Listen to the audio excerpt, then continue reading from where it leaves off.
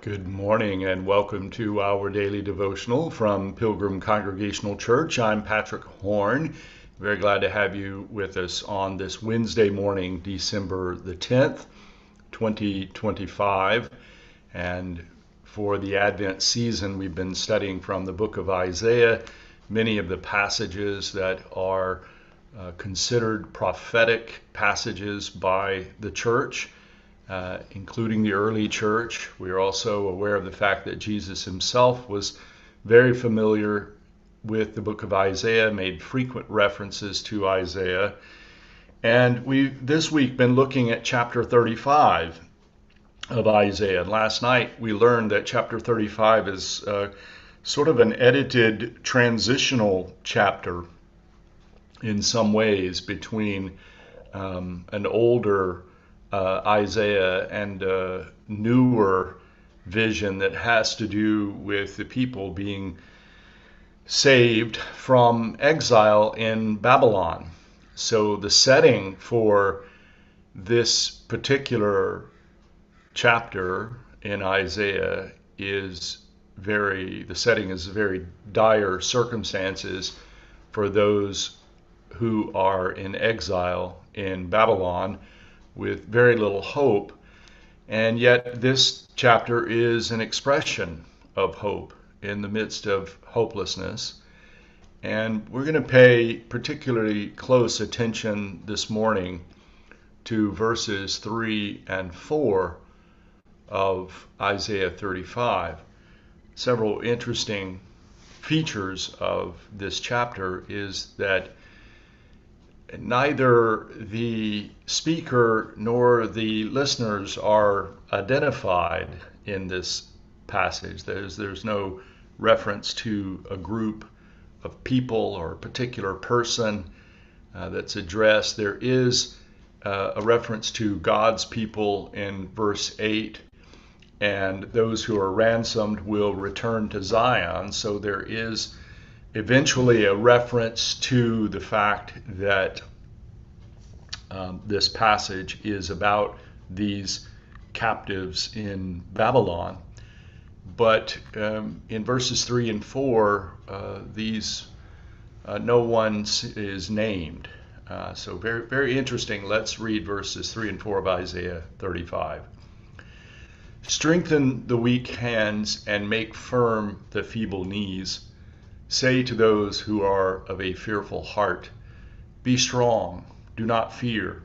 Here is your God. He will come with vengeance, with terrible recompense. He will come and save you.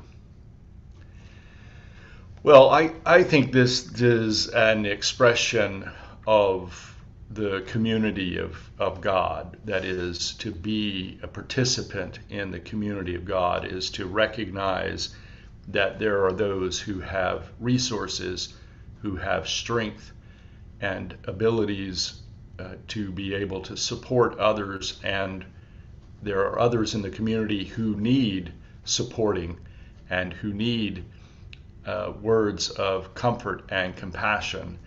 And so it does seem to me that this is very consistent with the community of God. That is, that in this community, those to whom much has been given, much is expected. So that if you have an ability to strengthen other people, to help them, to tell them not to be afraid, that this is the encouraging message in what might otherwise feel at times as a hopeless situation.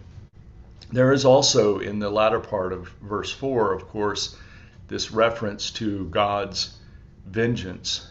That is, that there is no injustice in this world that goes unavenged by the justice of God. Nothing escapes God's justice. And so there's no need to fear that people and groups, nations will be able to get away with unjust activities.